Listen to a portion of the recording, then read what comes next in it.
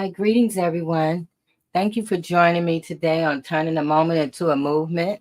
I'm J Love, and I represent the Justice for Gerard Movement. Gerard is my son who was wrongfully convicted of a crime, innocent of that crime, and he went to prison for something he didn't do, wrongly convicted. And because of the journey with him and meeting so many others, created this platform called Turning a Moment into a Movement, where we come here on Fridays to talk about wrongful convictions. Um, we talk about injustice and things that plague our communities. We're here to educate, motivate, and inspire. So thank you for joining us. Our mission statement is to bring awareness to the wrongfully conviction of Gerard and all others who are wrongly convicted, overly sentenced, and medically ill to frail in our community, to inspire, organize, educate all communities about the needs to disrupt systems, policies, and patterns of the criminal legal system that leads to wrongful convictions. So that's why we come here on Fridays to educate, to motivate, to inspire. We have so much to talk about this month. We have been really focusing on Project 2025 and having conversations about that. And so we're going to continue that. This is the last Friday in July. So we're going to end out on Project 25. And there's so much that's going on that we need to talk about this week. And so we have a full conversation, a full plate. So while we're waiting for Attorney Matt to get here, I see Revatia is here. So we're going to bring her in. Greetings, Revatia. Greetings. How are you? I'm just happy to be here. I know, Hope me you have my too. face on soon. So, I'll be. Revatia, Go introduce ahead. yourself and tell everybody what it is that you do. Well, I am Tia Taylor. Look, by day, I am a psychologist working with uh, women and men and families who have experienced domestic violence. I am also the founder of the Choice Zone. I have been doing mental health activities and pursuing career in mental health since I was 17. And I'm so glad, so blessed to be able to really spearhead many activities for my own life that deal with, helping those who are in need of services in our own community and really allowing people to access excellent services that they can't always get in governmental offices. Yeah. So I'm pleased to be able to do that. I also help people to start their own businesses in caregiving, which is what I do also. And as the Michigan chair for G100 Oneness and Wisdom Women, and the co-chair for Michigan Coalition for Human Rights. I'm so excited to be able to always be in the activity of serving people as far as human rights is concerned, educating, motivating, and encouraging others to access that power that's on the inside of them. And I'm so happy, so blessed to be able to meet you, Jay, through Transform and Love Community and all the other things that we stand together on. I'm excited. I'm excited because at this point in time in our history, I believe that we will have a collective that is not only speaking but demonstrating how democracy should really be run. And I think that people are aware of more today than ever that we have not been active in Mm-hmm. democracy for a very long time. And that true democracy has actually never been realized. So this conversation needs to happen. And I'm so excited to be a part of it. I am too, Revertia. And before we get started, I want to greet everyone that's watching on YouTube and on Facebook and on Instagram. And we were on Mm. Twitter, but now you know you got to pay for that, and I'm not paying Elon Mm-mm. Musk to be Yeah. on X. So, anywho, we're not sad about that, but yeah. So we're on these platforms, and we want you guys to share um, our platform and subscribe to our channels, to our channel on YouTube and everything. So whenever we go live, you get a notification that we're live. But thank you everyone Yeah. for joining us. Before we get started, Revertia, can we just take a moment of silence for Sonya Massey? Yes. Take a deep breath.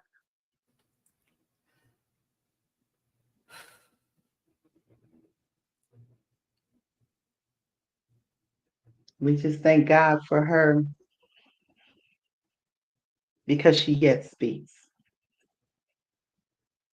Yeah. and the truth is being revealed. Yes. Um, Revertia, this has been a really rough week. Yes. Yes, it has. Yes, it has. That Sonya, was really hard. That was hard to see, to believe. And I had told you when I first heard it, it was so the news of it was so hard. I couldn't look at it, and to start off, I had to wait. right. I know.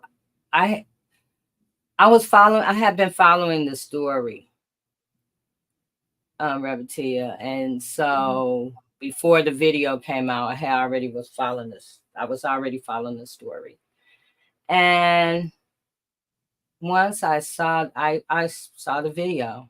I did. I watched it, and I Mhm. was Mhm. blown away, blown away, blown away, blown away, Mhm. and I was blown away because we come on here on Fridays and we have talked about qualified immunity. Attorney Matt went into deep about what it is, and for the last couple of years we've been talking about it, but that was just another example why qualified immunity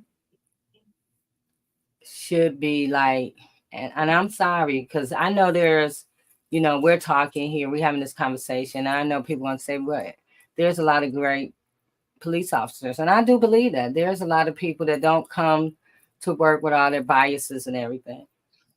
Right. But I just think that Revertia, that we just had to recreate a new system because this what we got going on right here is not working.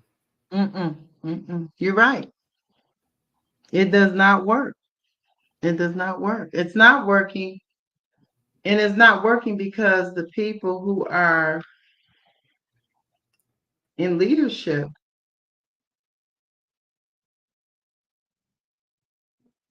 Yeah, are moving with the mindset that they have a right to kill instead of a right to serve. exactly. And I don't How know do you where have a that. right to kill?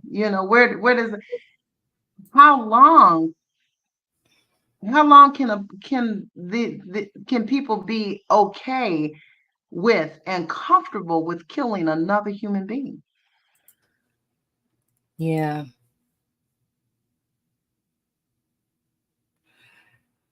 So it's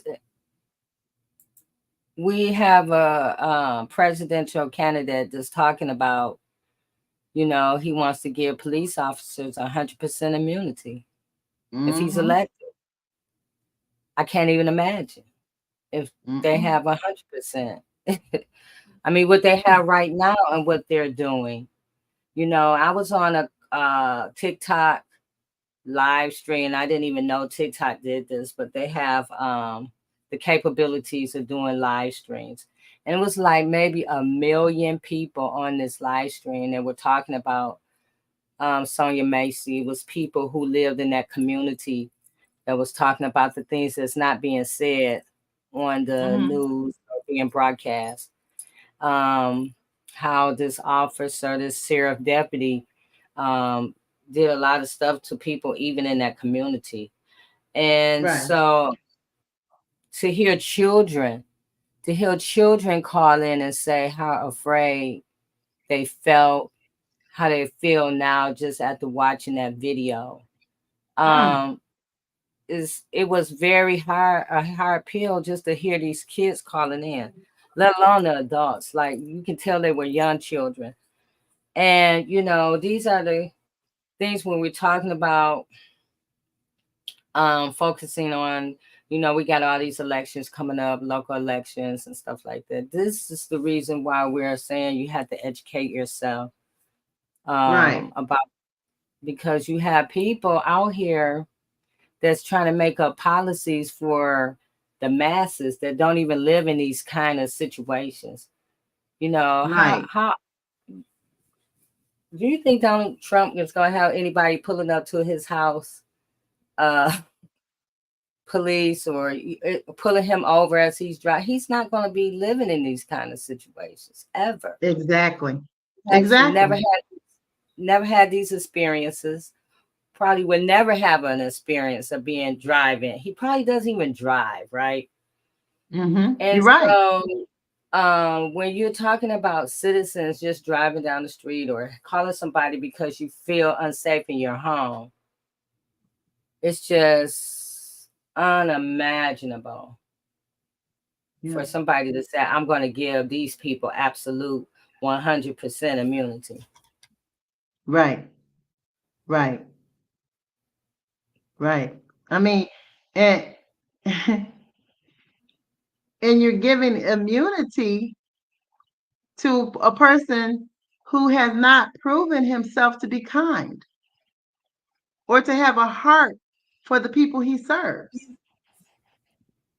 Mm-hmm. But yet we should give him immunity. Yeah. Yeah. And I agree with Nicole. I have seen a lot of videos. She said, I would say I haven't seen more white cops speak out against this, say that office should be sent to prison death if they had the penalty. I have seen police officers speaking out on it. I've seen a lot of saying that they was discussed as well. I've seen a lot of white Mm-hmm. people speaking out on it, saying that they're disgusted by it as well. Like Yeah, it's a humanity thing as well. exactly. So Exactly. um it was heartbreaking to watch. Yeah, yeah, yeah. I and really, Americans, our citizens should not want to see it keep happening. Mm-hmm. Yeah. I have a video we're gonna It's watch. ugly. Yeah, it's horrible. Mm-hmm. Mm-hmm. um I want to play this. This is Angela Rye from the I can't think of um their podcast, but she's speaking on this. Just 1 second, Reverend. Mm-hmm. Speaking of lowlifes, Donald Trump, as you all know, has said that if it's up to him when he is president of the United States, he will grant police officers, law enforcement immunity.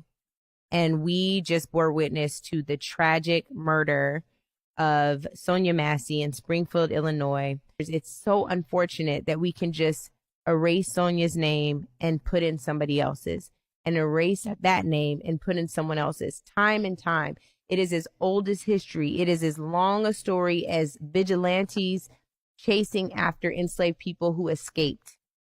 There is a reason we know in our souls that Qualified immunity does not belong in the hands of police officers.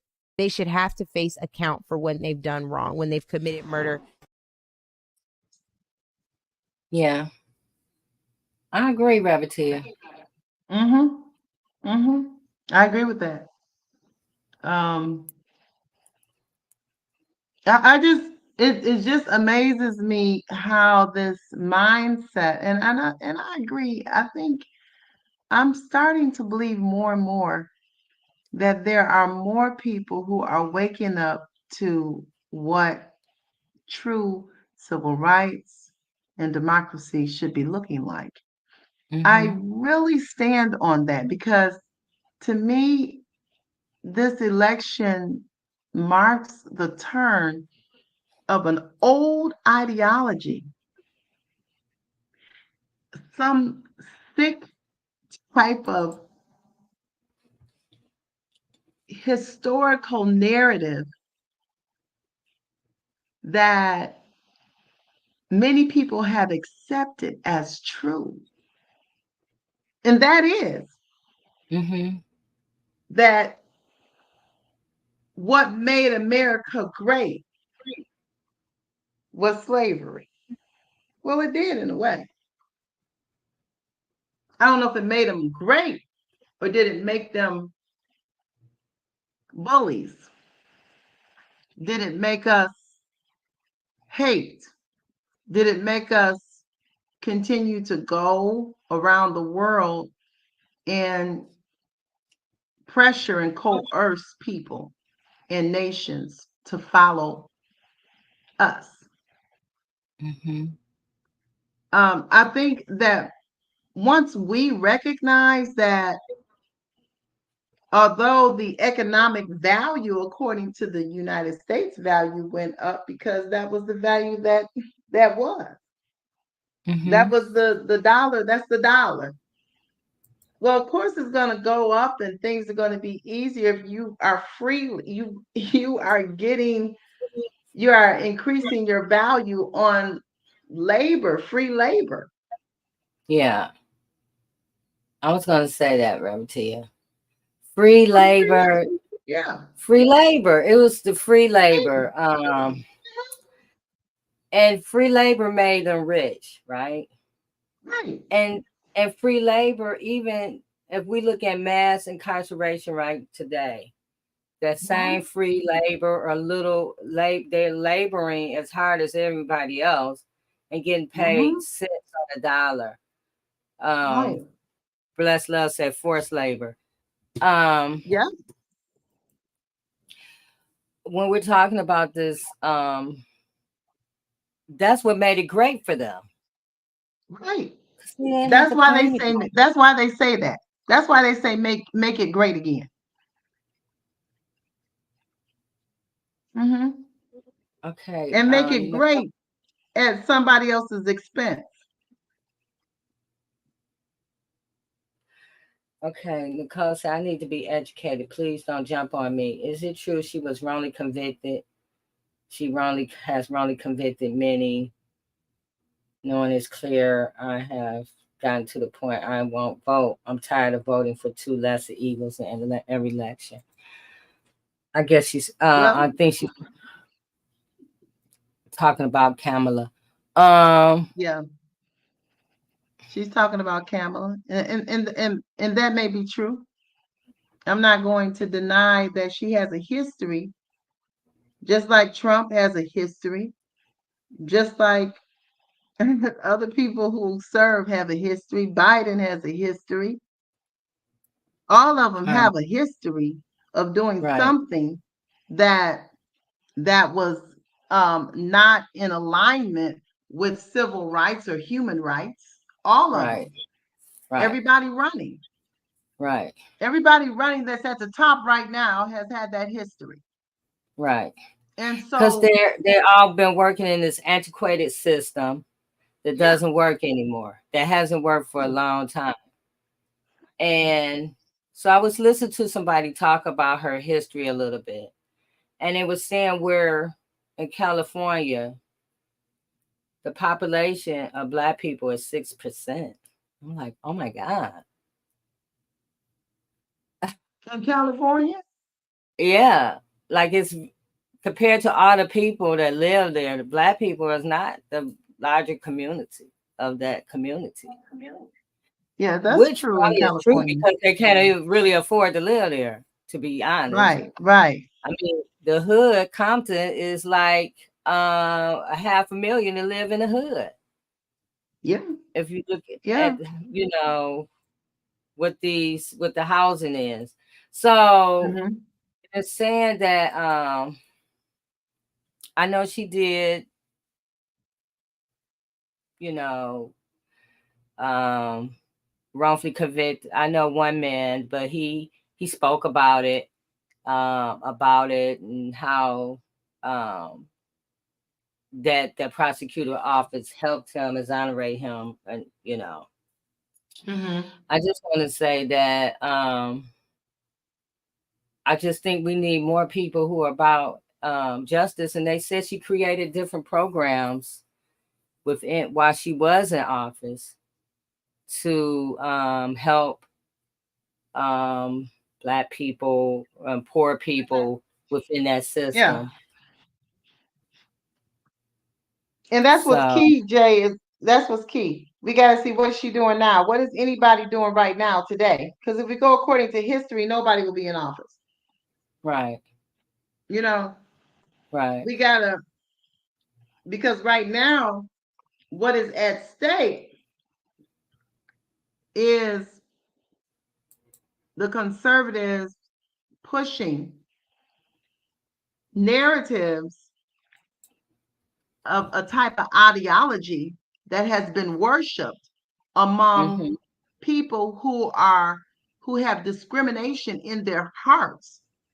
mm-hmm, And because slavery jump started many of these families who are still in the 1% of our economy. And so yeah, they want that. Yes, yes, yes, they want just your children to go and fight wars so that their children don't have to. Yes, that's what they want. mm-hmm, They want all of these things so that they can continue, because really, to be quite honest, at the root of all of this is the poverty mentality. Because if the only way you can excel or succeed is at somebody else's expense, then that means that you don't think there's enough resources to go around. There's not enough for everybody. But I beg to differ. right. I And think they're see, they trying to put make it it look like it's not enough. right. And see, they putting out these narratives, but we've been talking about Project 2025, and I'm telling you, I'm Yeah. more worried about that than anything. Because if And that's why they're you got to vote. right, if they're gonna go in office and they're gonna put this Project 2025 to work, we're talking about the schools, the Department of Justice being eliminated. We're Yeah. talking about all these different departments being eliminated, and then we're gonna have them Right. firing all these people to build up a narrative Mm-hmm. of what they want to do. Exactly. Exactly. And that's why, yeah, is it a lesser of two evils? Oh yeah. Yeah, it is. I'm not going to deny that. But take the lesser. Take the lesser. Because if we don't take the lesser this time, it means UAW, you can forget all the unions and all the things that were put in place to try to bring some type of equality into this place. Right. Right. If we don't take the lesser. Right. The lesser means that, of course, um, the equal opportunities, all that's going to be gone. DEI, diversity, equity, and inclusion, that's out the window. That will be gone. It's already out the window. It's already right. In some states, you're right, have already started this. The divorce for women who are abused, you can forget it. Right. Project You want beginners 2025 says advice. you cannot get a divorce if you have been physically abused.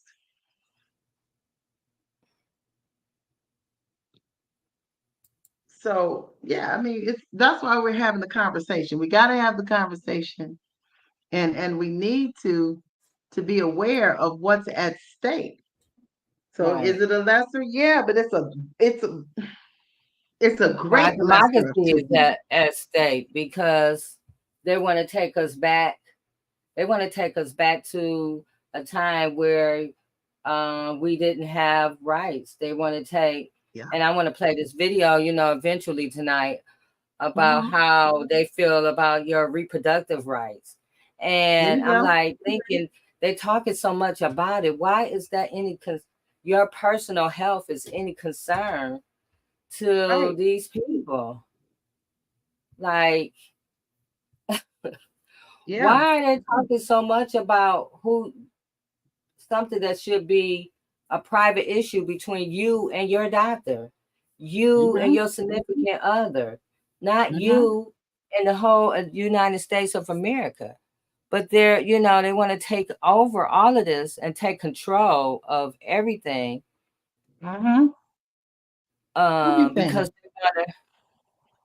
they want to set up a society where the one percenters are the one, Hmm. you know, it's harder for Yeah. us to reach that gap. The gap will be even larger, between the Exactly. 1% and everybody else. Exactly. And check this out. They want to defund the FBI and Homeland Security. They Yeah. want to condemn single mothers while promoting only traditional families. Right. End marriage equality. Use the Yeah. military to break up domestic protests. Yeah. That means you can't protest. You can't walk out. You can't Right. stand for justice. You can't do any of the things that this country was built upon. They want to have mass deportation of immigrants and incarceration in camps. Right. They want to end birthright citizenship. Just because you were born here doesn't mean you're from here. They want to ban Muslims from entering the country, they say. They want to, and not just Muslims, many others. Right. But Trump They did want that to on his eliminate first. federal agencies, FDA. Right. Yeah, he already did. He did a lot of this. They want to Yeah. continue to pack the Supreme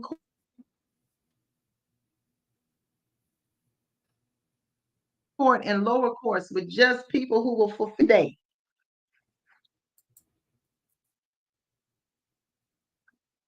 This document that was written really by 30 something people, because when you look at the authors, they some of them wrote the Mhm. piece together. But yeah, And they're proud of it. I have they're watched so them proud. testify to Congress. They're proud of this stuff that they've written. Like, yes, I wrote this. Yeah. Yes.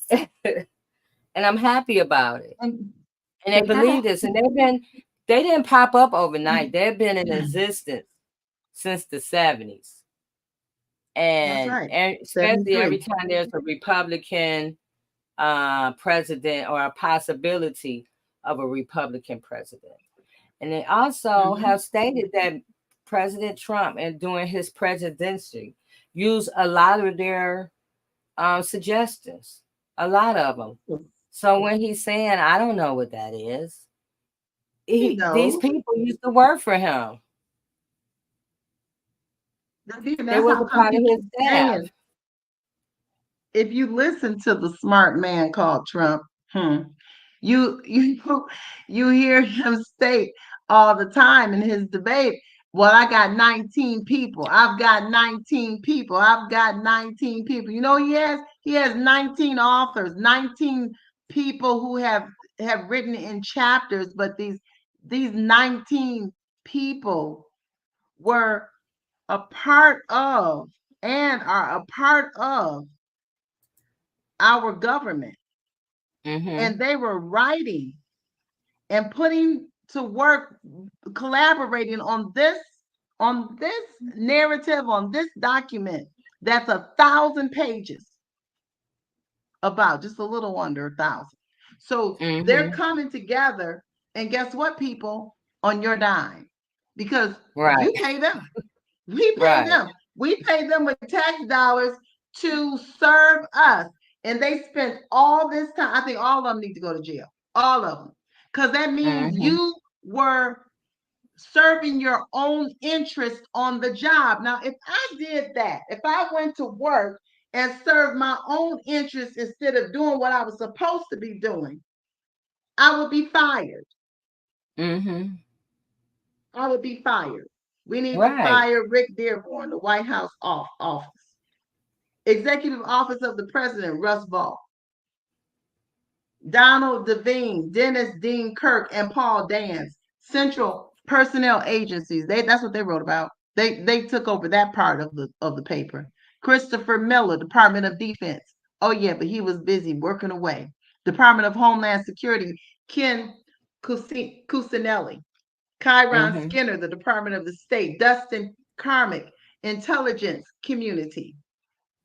Maura Namder and Mike Gonzalez, U.S. Agency for Global Media and Corporation for Public Broadcasting. These are all the areas that they wrote about while they were serving. Max Premerick, Agency of International Development. Darren Bax, Department of Agriculture. Lindsey Burke, Department of Education. Bernard L. McNamee, Department of Energy and Related Commissions. Mandy Gunsacara, Environmental Protection Agency, which they stripping all of those rules and regulations. Roger Severino, Department of Health and Human Services. You can forget it. You forget all of that stuff. Department of Housing and Urban Development. Oh, our favorite, Benjamin S. Carson. Please, somebody take his card. William Perry Pendley, Department of Interior. Gene Hamilton, Department of Justice. Oh, and what is Department of Interior? Oh my goodness, y'all, it's us. It's the citizens. Who knows what that chapter said? Jonathan Berry, Department of Labor and Related Agencies. And Diana Furchgott Roth, Department of Transportation. They came together, supported by the Heritage Foundation, to come against the people, the citizens of the United States of America. This isn't a Democrat and Republic thing. This is against the citizens.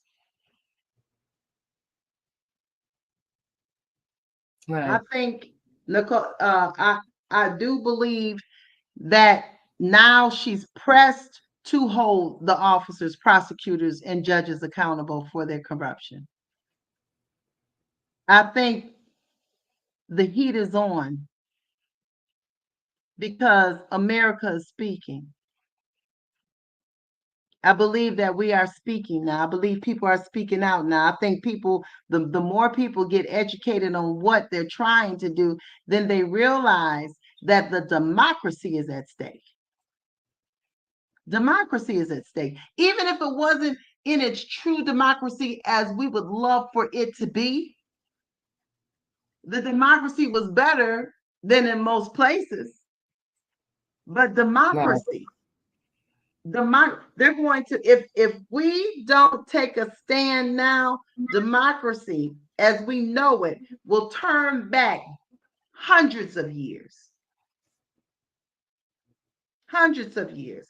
And I do believe the people who are going to be in charge and for our successful communities is going to be us. Exactly. It's got to be us. I think also we have to follow the chain of command. The president on a federal level, but in our own communities, Yeah. This is where, and we've been talking about this to our month. We Mm-hmm. have to hold our local people accountable. And that's why these local elections are even more important than this presidential election. Because That's right. I voted, right? But I Googled Mm-hmm. every judge before I voted for one. Yes. I tried to find out as much information I can about these people. Mm-hmm. We elect these judges that are in office and don't elect them, right? Because we Right. don't vote for them. We have to do more Right. on our own and because our local politics affects our everyday life. What Every this day. governor do, what your mayor do, what your city council do, what the school board, that is our responsibility to make sure that we have the right people in place. And if we're Mm-hmm. not focusing on these local people, right? Like for instance, Kim Worthy, nobody ran against her, right? I Mm-hmm. didn't even vote for Kim Worthy. I wanted to put my own name in Right. there Right. because if we don't have people who gonna run against these people, then they get back in office again. But then if we don't Thank put you. other people in place to hold these people accountable, then it runs them up. If we're not paying attention who the Mm-hmm. governor is, if we're not paying attention to who the mayor is in Detroit is the one who elect the chief of police. Yep. Mm-hmm. The mayor also is the person who has people on the police commission. So if Mm-hmm. we are not doing our part, then our local people, the federal part is a whole nother level. We Mm-hmm. gotta do better with these local elections. Sending the right people to the Senate, sending the Right. right people to the House. Mm-hmm. That's what we have to do. Right. We not keep just not ignoring this local stuff. This is why it's Right. so bad in our communities. We keep on not paying attention to what's going on within our own community. Yeah. And and right now we got to ask ourselves, the people we have before us who are running, you want somebody who demonstrates total, fully human rights and justice for all. Right, Okay. Yeah, we would like that. Do we have it? No. That is not the picture before us right now. mm-hmm. I'm not gonna pretend that it is. That is not the picture that we have of the candidates that are right before us right now. And and just because, but it's not, but we know which one is better than the other, Right, but we can't wait for Congress to get it together because they're not gonna. right, We have to force them to get it together by policy, by looking at policy and by taking action against the policies that no longer serve us. And for the right. ideas of these new policies that they're trying to put in place that are not going to serve us either. And I need us to be aware. I'm glad you put that up here, Jay, because when you look at the part um, where it says empowering, okay, let's just look at this. Um, Closing the Department of Education and sending all education matters back to the states. Okay. All right. I need y'all to listen.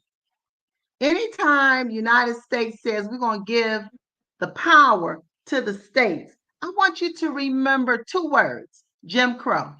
That's what I want Mm-hmm. you to remember. Remember Jim Crow, okay? Because during Jim Crow, when Jim Crow, that's the only reason it was had the ability to be implemented statewide. The reason why? Because the federal government was not going to interfere in the laws that were going on at a state level. They could have interfered. They could have, because at one point all of that was illegal. If you hung a black man on a tree right after the Civil War, that was an illegal thing to do. Mm-hmm. But then they started putting in these laws that said, at the helm of the country, we will not get involved in that. And millions died. Right. And families perished. Right. Traditions were lost, continued to be lost. And people did not have any type of right to anything if you were a person of color. So don't think that these laws are just coming after African Americans, my people. Okay? Right. Because it is very explicit in the reading, okay, that you could go back to your place of origin, of hereditary origin. Don't get it twisted. Right. So we have to Right. know the truth. Yeah. We got to know the truth. That's why it's a state thing. That's why they wanted to go back to the state. Right. So then they And if can you are go saying ahead and initiate Jim Crow laws so that the education does not have to be equal across the board. right, stop and frisk. That means anybody. Yeah. Anybody. Right. Anybody. When they're talking about getting rid of the Department of Education, and they're going to give your money, your kid can be able to go to any school. Like, they act like they're doing you a favor. We're going to get rid of the Department of Education, and we're going to let you take your money that the state was going to give you for your kid to go to this school, and they're going to be able to go to a private school or whatever, right? But you're going to have to come out your pocket and pay this money, right? So if they're taking all the resources out of the public schools, then that's going to be less resources for the kids in those communities. Exactly. So what is that creating? Exactly. That's A deficit creating, for us. yeah.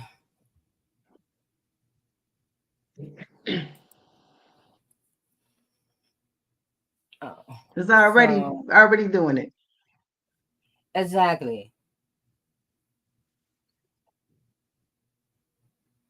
I'm reading what Nicole's saying. This just has me think differently. It's like saying just because a man don't hit me, he's a good man. Cheating's better than doing that. My alliance is to God and God alone. He Yes, is my maker, my provider, and my hereafter. that's right. God gives life, God takes it. Yes, that's true. I agree. I agree. So I mean, in the original, she had talked about the lesser of two evils. Yeah, this is we are saying lesser of two evils. Yeah. But I believe that in this lesser of two evils situation, uh, I believe that we have some Americans. We do have a lot of people. When you listen and look at people who are serving at in the White House, you hear some of those people, many of those people, who are speaking out for what is right. Right. So I believe that this is our time. Exactly. I believe I, there's more with us than against us. You know, I believe, I mean, don't get me twisted. We have put in place a situation, especially at the Supreme Court level, where sometimes I think, Tia, you better not say that. But all of them need to just stay home. That's how I want all of them to stay home. Most of them.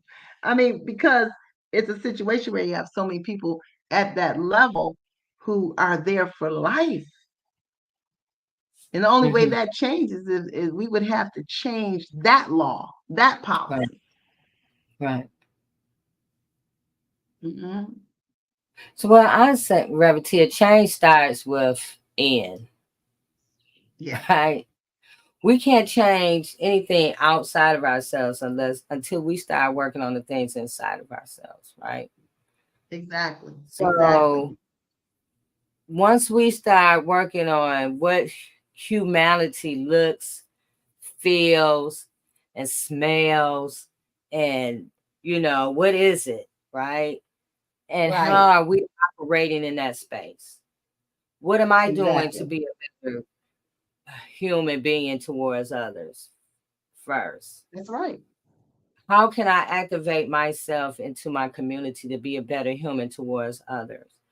But also, Yeah. how can I activate myself to be a better human towards my own family, my own people?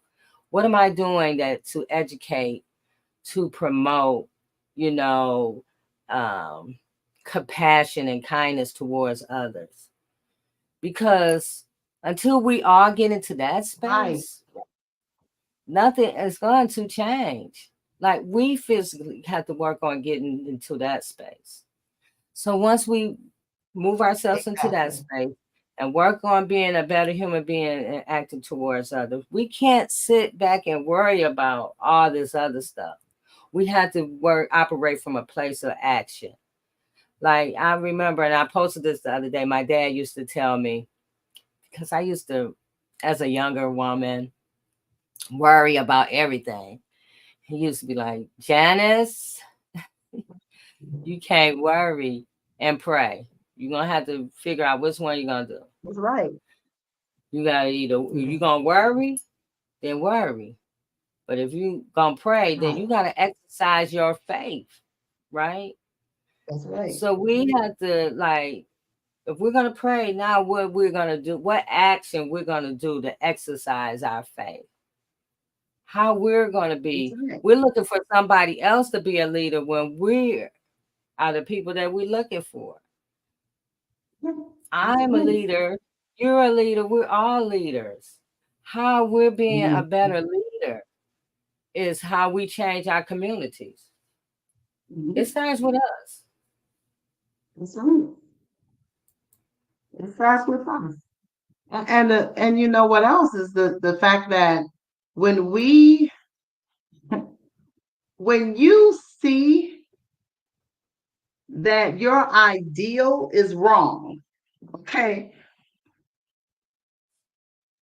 don't hold on to it. Because right now, that's what's happening.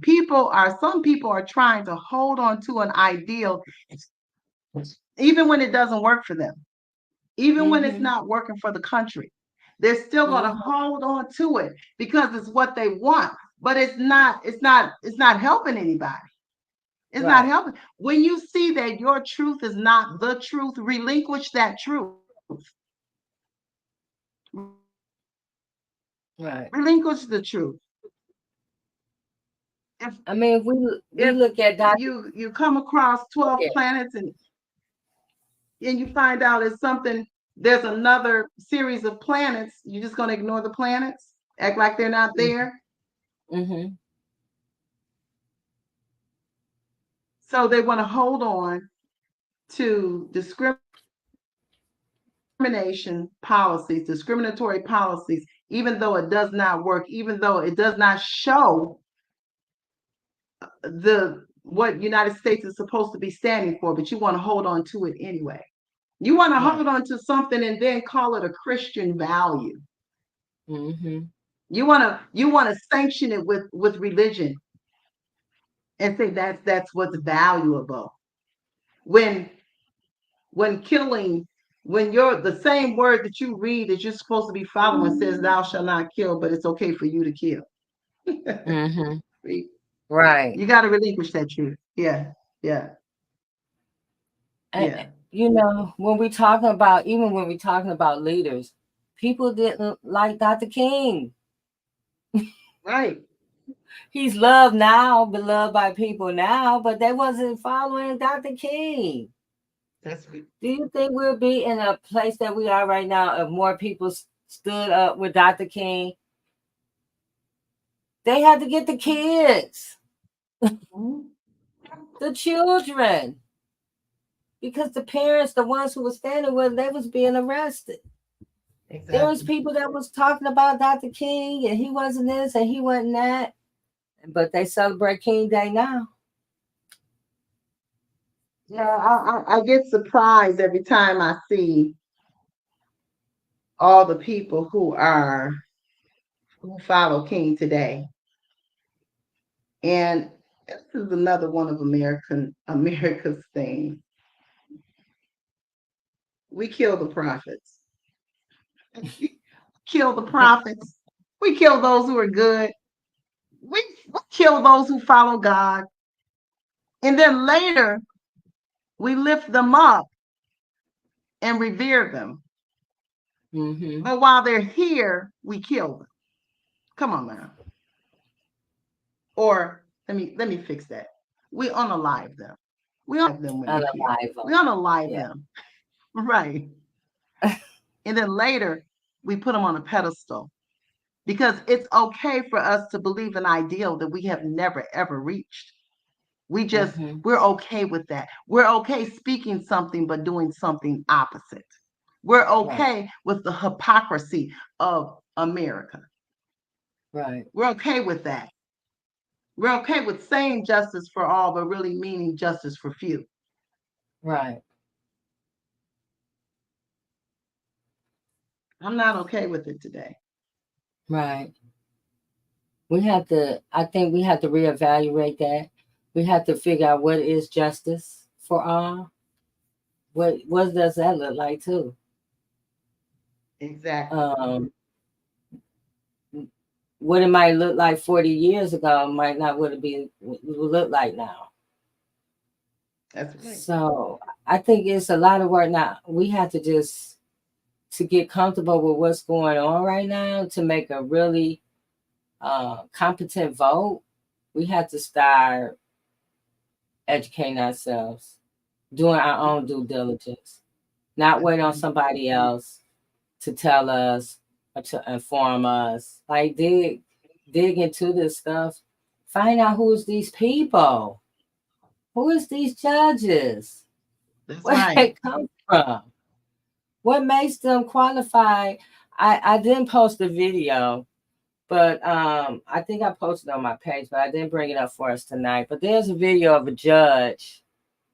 This is a Supreme Court, a state Supreme Court judge, right? Mm-hmm. And they were at a kid's graduation, and these kids sent a text message for the black kids to come. And so the black kids come, and somehow a fight breaks out, right? So they call the police.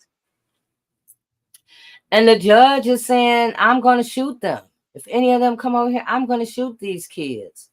I'm going to get my gun and shoot them. Like she was just she's a state Supreme Court judge. But she's talking about shoot them.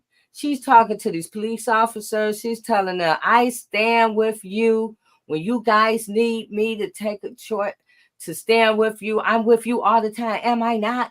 Like this is what she's on camera, right? She knows these officers have cameras.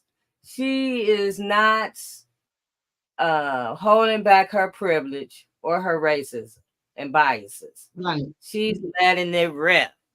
Right. But people voted for this lady. Now they're saying, hey, the judges saw these videos and they like, we gotta get her out of here, right? Yeah. Now doubling back, like I wasn't myself. It triggered something that happened to me years ago. It triggered your racism. She needs to take her behind and get some therapy. Right. It triggered your racism. It triggered that you're a Supreme Court judge and you let all this hate spew out your mouth, but you're supposed to be biased. Exactly. And see, they get embarrassed when they're on Front Street. Right. But no, you spoke that, and that was your reality. That's your truth. And based upon your truth, you should not serve. You should not serve. Right. You should not serve. And her term is almost up. So I hope those people that's in that community do remember this video and don't re-elect her into office. No, you can't Yeah, we go. need to probably start posting that again. Yeah, post it so they can see. You Don't can't be vote a for judge, her. ma'am. If No, you're ma'am. there, don't vote for her. Right. But this is our Yeah, job, Jay, because right? we have a due diligence. Yeah, yeah. We paying these It's taxes. That our due means, diligence. yeah, Mm-hmm. we had to take our power back because we're the bosses. We're paying these salaries. Our tax money Yep. is what's going into paying these salaries. Mm-hmm. So Mm-hmm. we have a say, Yep. and that say is on election day when we say no, or if we say yes. Right. And we need to have some kind of balance where if a person is supposed to be serving the community and they clearly are for their own self-interest and they make decisions that and take actions that are not at all conducive for the society that they take in on their own, they need to be out of there. Right. Be out of there. You should not be paying for them to have health care for the rest of their life. Exactly. Right. Or how about Secret Service for the rest of their life? Right. For possibility of catch up on the ear. I'm just saying, I know it's personal. Okay. I'm just saying. Not the When I ketchup on the saw ear. the image of the lady who was taking the picture and trying to film when the bullet was coming and she didn't duck. Okay. Now I'm from Detroit. You learn, and I love Detroit now, but growing up in any inner city as a young child, you learn what to do when those bullets start flying. You know to Right. get At a down. young age, you learn to hit that flow. That's right. I ain't trying to take no pictures. I'm trying to get out of here alive. Get out. And in all my days, I have never seen anybody come back up who didn't go all the way down at all, but comes up with a camera Right. in the heat of where the fire is aimed at. I don't understand that. I will not understand that. I don't understand. And I've never seen it where somebody gets hit with a bullet and then has enough unction on the inside of them to throw their hand up in the air with a fist like they got it all together. If you've ever, look, I have never been hit by a bullet, but I've had enough family members that have, and all of them, whether it was grazed or whether it penetrated. Mm-hmm. You know what? The one thing they say, it burned. It hurt. Mm-hmm. Mm-hmm. They weren't in any type of celebration mode after you get hit with a bullet. I'm just Right. saying. Yeah. Where's my shoes? Bless love, you so funny.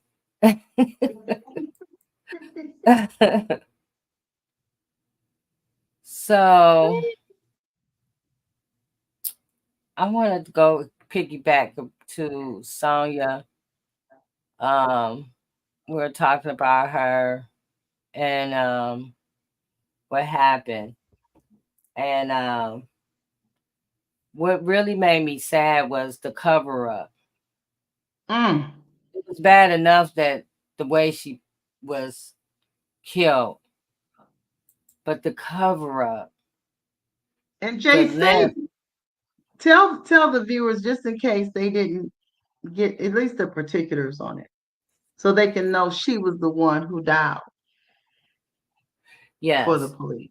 Mm-hmm. right. She was hearing noises outside her house, and she was home alone, and so she called the police to come to, see what was going on at her home. When they arrived, they met her with a little bit of extra aggressive. for somebody who called the police for help. I think the protect and serve just went all out the window on this case. Yeah. She was met with their biases. He Mhm. said, "Are you okay mentally?" She didn't call him for a mental check. No. She And he's called not the because one to give it. Go exactly. ahead. Go. She called because she thought somebody was trying to break into her home. Mhm.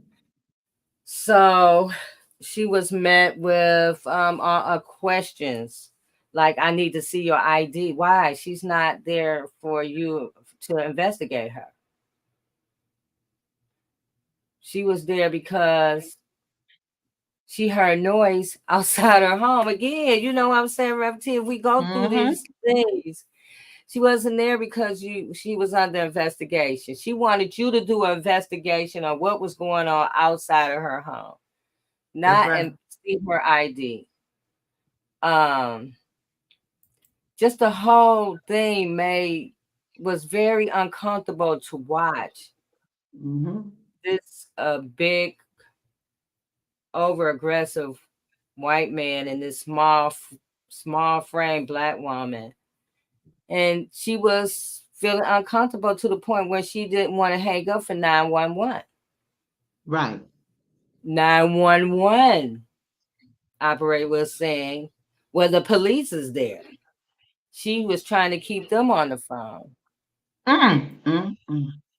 The police was saying, "Hey, hang up." So she felt something going on, that she wasn't right in her spirit, right? That's right. That's right.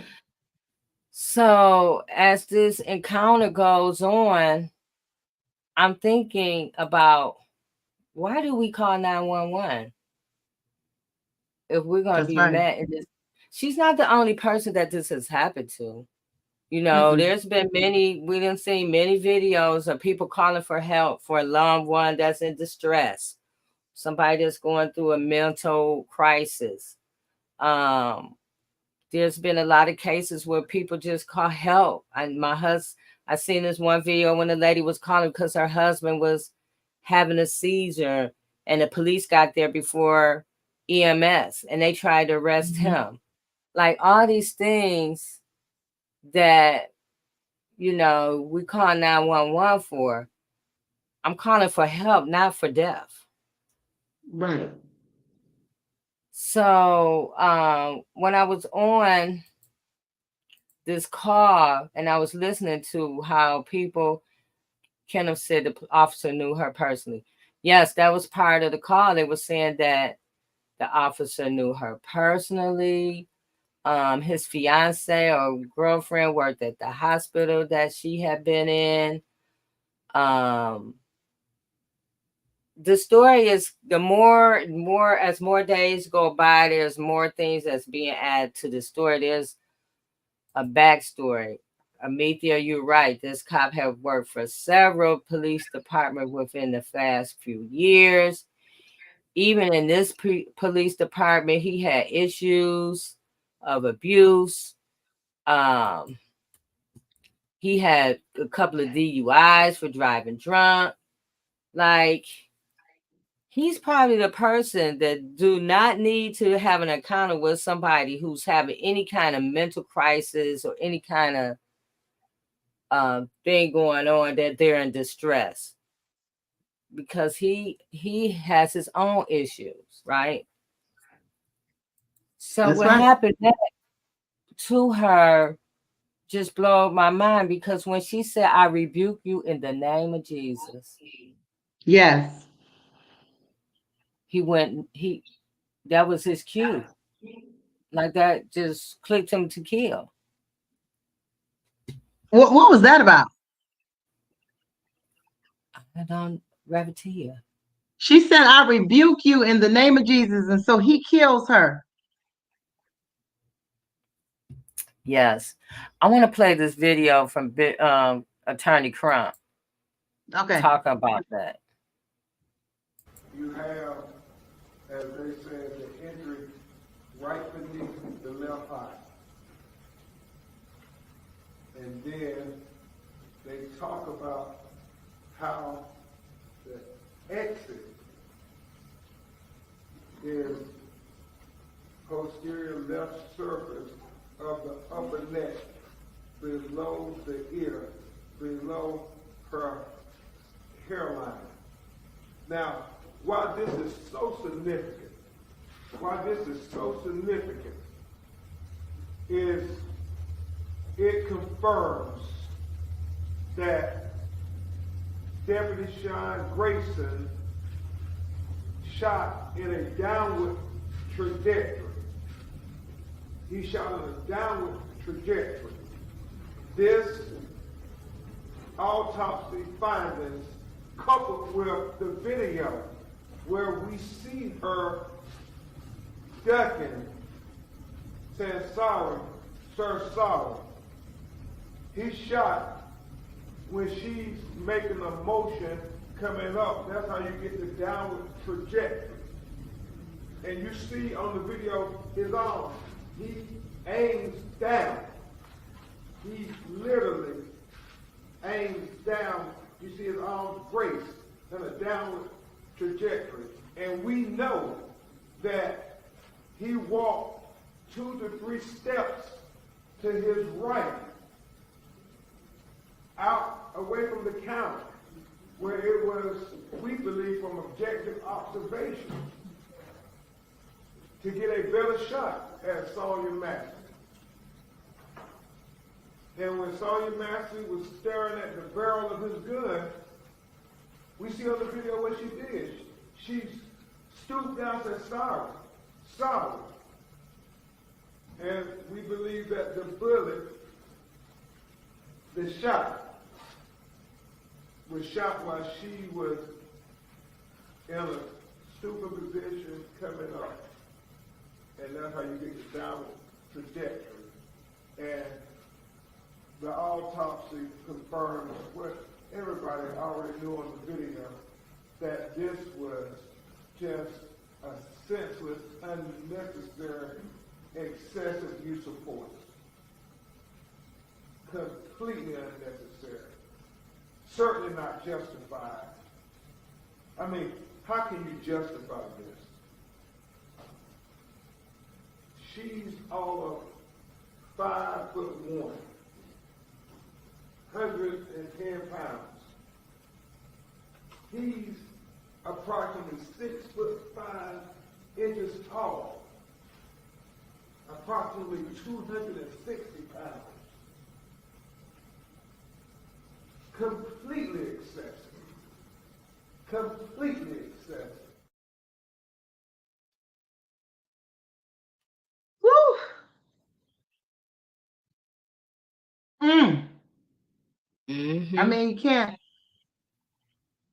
That's hard each time to see that. Because what can he say? Right. What can he say? Because he can't say I was intimidated by her, because she said I rebuke you. What did I rebuke you? That scared him? I rebuke you in the name of Jesus. I rebuke you. Yep. That did it for him. I rebuke you, and he has a right to carry a firearm. Right. What do you say to her mother? They made up a story. The mother already spoke about how they found out, the family found out what truly happened when everybody else did. They told them, they first told them it was a self-inflicted gun wound. Mm-hmm. Then they went from that to it's a possible break-in. Like, they never told the truth. This is why the Department of Justice is coming in, from what I gather now, to investigate. Because they told all these different scenarios except for the truth of what really happened to this lady. What do you tell the mother? What do you tell the mother? My child said, I rebuke you, and she's gone. Are you that weak of a man? You're 6'5"? You're 6'5"? And she's 5 foot, what did he say, 6 or 2, little. Right. And you need to, that's not excessive force. He's a murderer. It's not excessive force. He needed to be rebuked. Obviously, he got something up in him Right. that needs to come out. Exactly. So bless love. He told her she was sitting on the couch, and she had some water boiling. He told her to go turn off the water because he didn't want to create a fire or whatever he said, to that extent. So when she went to take the water off the pot, she was talking to him. And that's when she was saying, I rebuke you or whatever. He told her to put the pot down. And she had her hand up, going down, bowing down. You know, and you can see that in the video, her hands with those oven mitts on, and she's going down. And that's when he shot her. And then when he tells them, she tried to throw that water on me. Are you kidding me, man? He needs water thrown on him. That's what he needs. He needs that to happen. You right, Sandra. He was 3 times her size, and she knew he was evil. That's why she's rebuked. That's right. That's right. He had the devil up in him for real. And and that's just his mind. His mind was wicked. He has a wicked thinking. He has wicked thinking. I'm not gonna say he's helpless and hopeless and that some other entity had taken him over. I'm saying that he has wicked thoughts, wicked thinking, and he's so biased that he should not have a gun. Everybody who is strapped should not be walking around here with a gun because they are not mentally capable. And he definitely should not be in a suit or in some type of uniform that says he is serving the public. That's why it needs to be some kind of requirement. Everybody can't protect, everybody can't serve. And so they talked about all these tattoos that he got on his arms, and people been Googling these tattoos, and some of them saying these is like some kind of white supremacist group, hate group logos and stuff that he has on his arm. And I'm sure they are, because I mean, how many years ago was that, Revertia? I forget. But they did a study on it, and they said how white supremacists had joined the police force. They were and a lot of them are in the police force. So that's what when they were the slave catchers. Right. Turned into police. Come on now. Right. And I recall this every time we talked about these guys. I was on the show with Sam, and one of the police commissioners was on there, and he was saying how he was talking to a police officer, and he was asking her, like, why do you work in Detroit where you live, way over here? You drive all the way down here to Detroit to be a police officer. And he said, the officer said, because I want to be where the action is. And I'm like, that's what they say. Yeah. Do you want to protect my son let me know they say that. Yeah. They say that coming out of the state police. They say I want to be where the action is. And he's looking at them like he's running from where they were. Okay. That's not a mindset of somebody who want to protect. That's a mindset of somebody who want to respond. That's right. That's right. So again, it goes back to where we've been talking about how we should be paying attention to our local leadership, our local elections. Right. Right. That's where the difference will be made in our community. Right. In our community. I do Thank want you. to encourage people to Jay, to, you don't have to download Project 2025, but at least check it out. Mm-hmm. You're right, bless love. They move from station to station. They do. They get fired from one place. This guy had been on 6 different places. They just bounce around because where's the accountability? Right.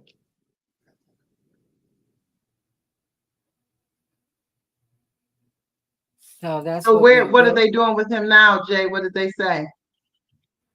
Well, he's been charged with 1st-degree murder. He's in jail with no bail.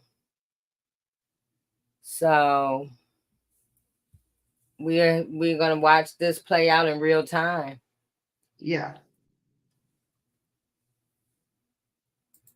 So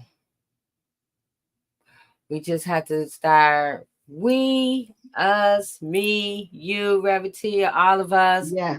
We have to start just doing our due diligence. That is our job. That's our job. Exactly. To take our life back, our community back. We talked to Amethea last week, and I want to post this because we didn't talk about this, Amethea. Yeah. But we have to start. Amethea, I love her. She stood up for what she believed in. We have to be able to stand up for what we believe in, right? Mm-hmm. We just can't just say, stay at home. We just can't pray alone. We have to be we have to find our place where we're going to serve at and be, use our voice or whatever we're going to do. Right. Exactly. So, everybody may not be a protester, but what else can you do? Can you write a letter? Right. Right. And you know what's something is she got kicked out. She got kicked out. Mm-hmm.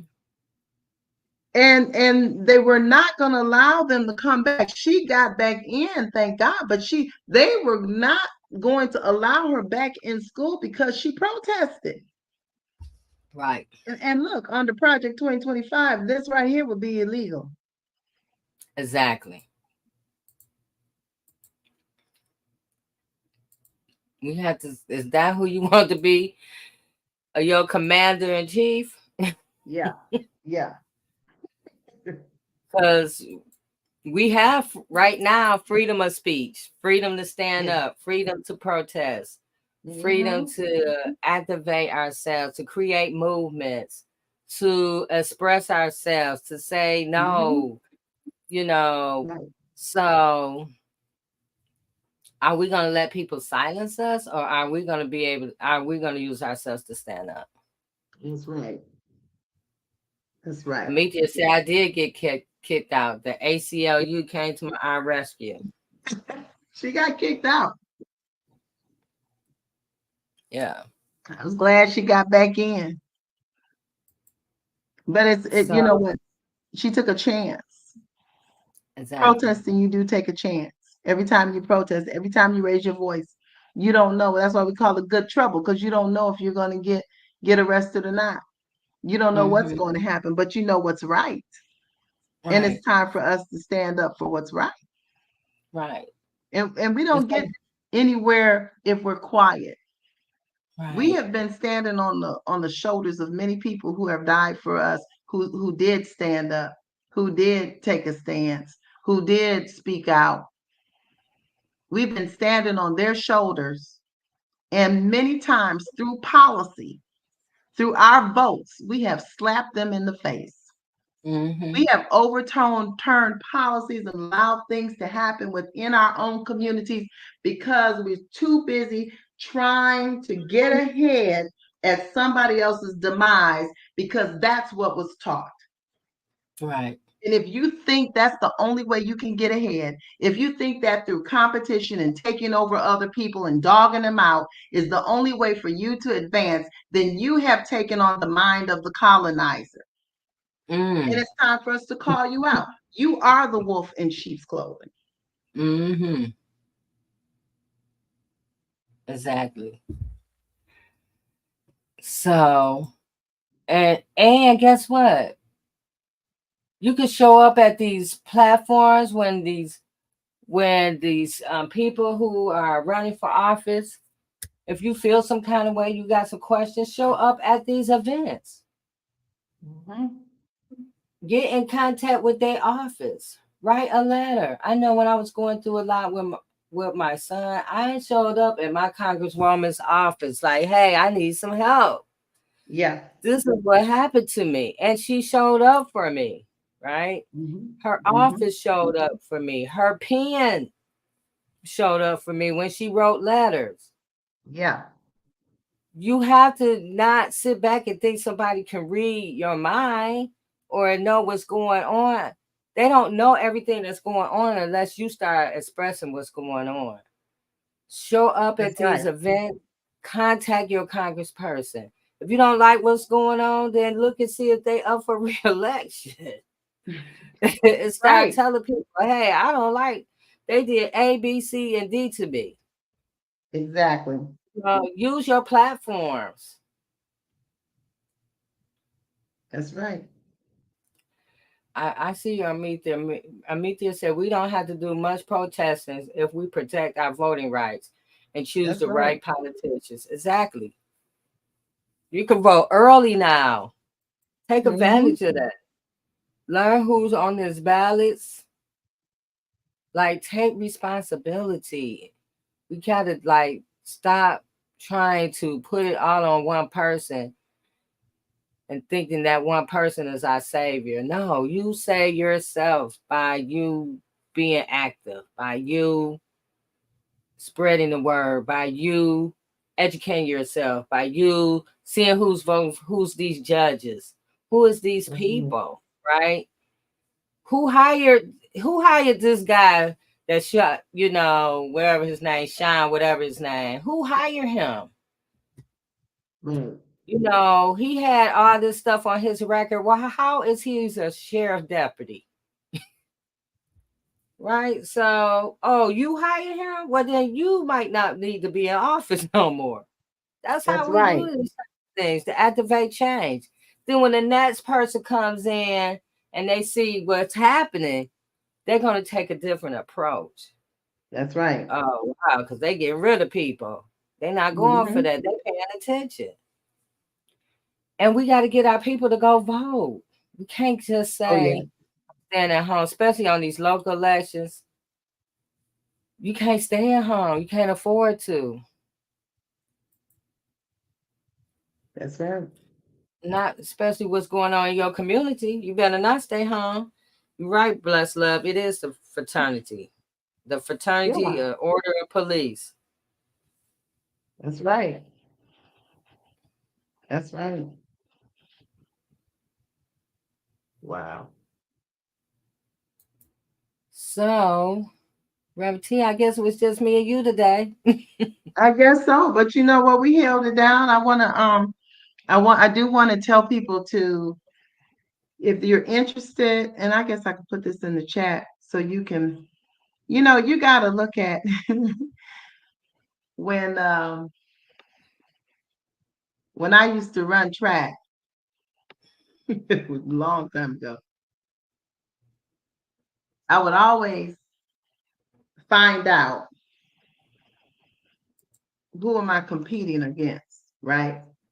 So I would run the quarter mile, and I would always look to see who am I running against? What are their times? Am I close to them or what? What do I need to do? What do I need to work on? Do I need to do some more work with my turnovers to get my focus on my form so I can keep my sprint at the end, or at least stay steady at the end, because the quarter mile is a very long sprint.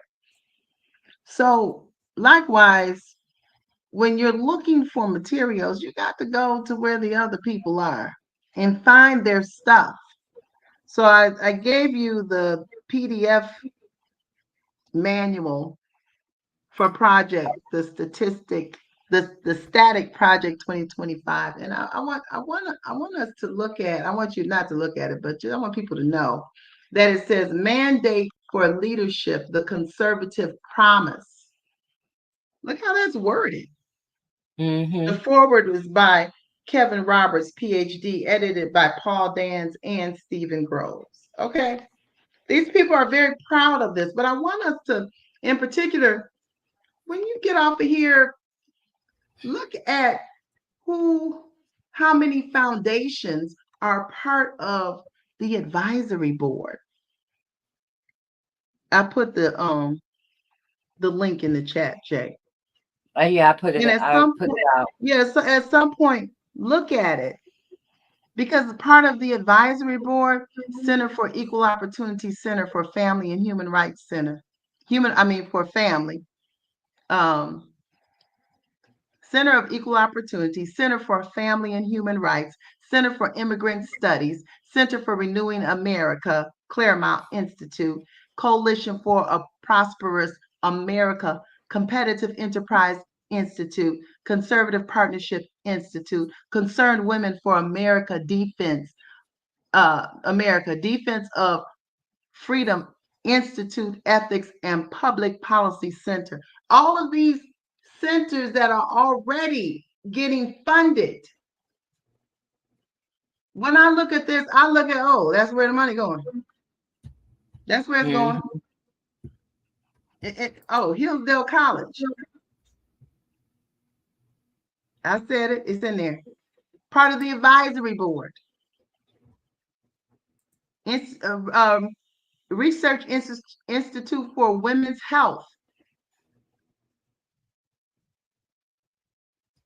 When you look at all of these people who have collectively come together at the demise of the collective, at the demise of the majority, at the demise of most of the vulnerable people who are in the majority. And when you look at this, I want you to see at the advisory board level, tell yourself with each name that you read, they already got paid.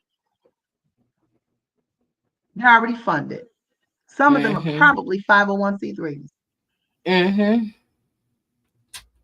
Definitely that.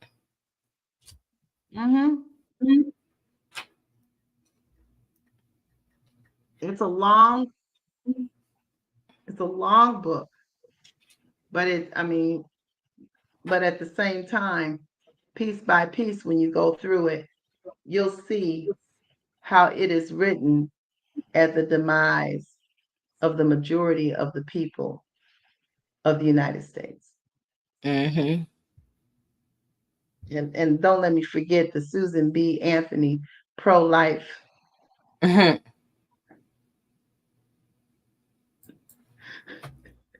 They're part of the advisory board too.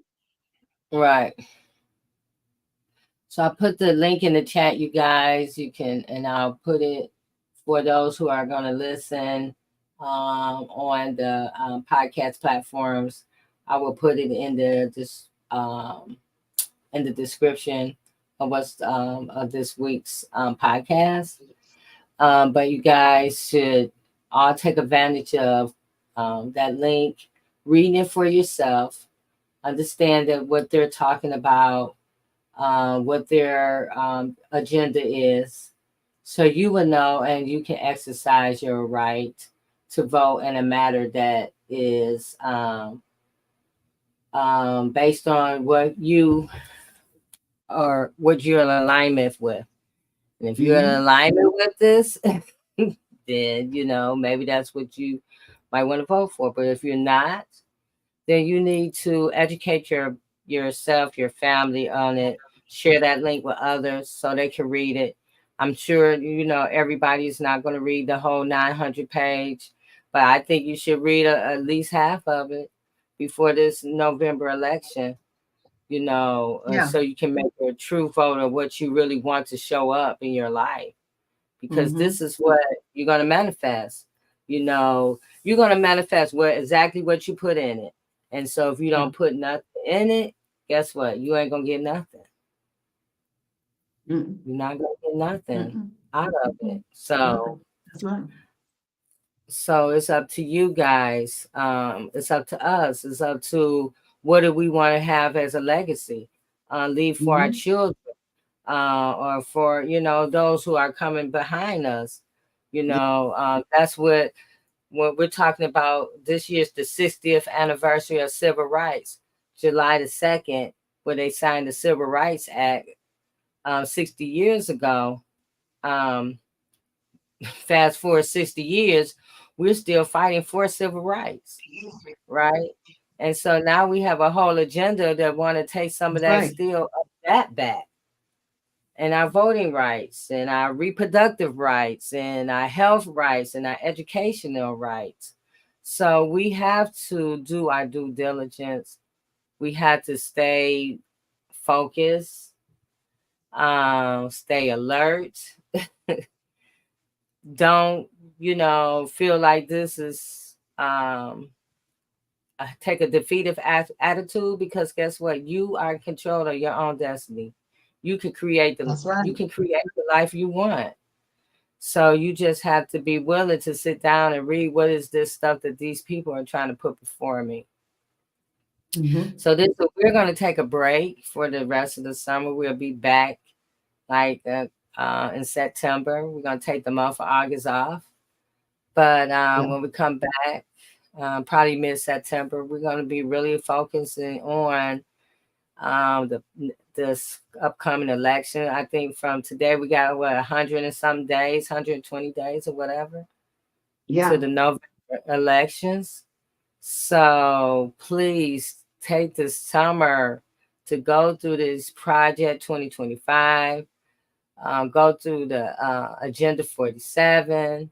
Also, check out what the Democrats is going to be talking about in August. Um, who's going to get the nomination?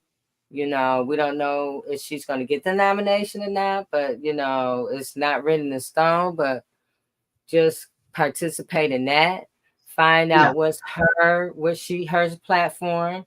What is she's putting out, because she hasn't put her platform out yet. She hasn't said what she's gonna do. So let's see what her platform is. And then really, really, really, we got senators that we need to be voting on. We got Congress people that's running that we need to be focusing on. We got judges that we need to be focusing on. Do your part on that. Make sure you express those things to everybody that you're connected with, your family members. Like we titled this because this is the shift is here. The shift is here. Yeah. We're sitting on the dawn of a new day, and there's so many things that's going to happen. Things are already happening for the shift to happen. So it's up to us. We can be like Amethea and stand up, or we can be at home curled up. It's up to you. That's Anything you right. want to say, Reverend, before we go? Well, I mean, you said it all. It's up to us. But you know what, Jay? I'm feeling excited because I think that we have been pressed into Mm-hmm. action. That Yeah. this day has forced us to make a choice and to Mm-hmm. choose what's right and choose what's right for all people and really look at humanitarian efforts and really see the ignorance that lies in the minds of those who do not stand for the humanity of all. It's Yes. our time. Right. Yes, Reverend. And change is upon us. That's right. So I'm looking forward to, all this newness and the change that's coming. And I'm also looking forward to, a summer break. Because this has been a lot, especially with, Sonya Massey and all the other things that's been going on. So let's do our due diligence. I'm with Blessed Love. Let's get out of complacency. That's right. I'm with her too. Let's get out of it. So we'll see That's you right. guys. Unless something major happen, because we can come back whenever we want to. That's right. Um, That's our freedom. right. We can show up, but we're gonna be on break, you guys. So enjoy the summer. We'll see you in a few weeks, and share this video. Listen, we have go back and listen to the Project 2025 videos that we done, just to get a little Snapchat of what's going on, and then get the link and read it for yourself. Yeah. And we'll see you. We'll see you guys soon. Yes, yes, definitely. Thanks, Jay. You're welcome, Reverend Tia. Good night, everyone. Good night.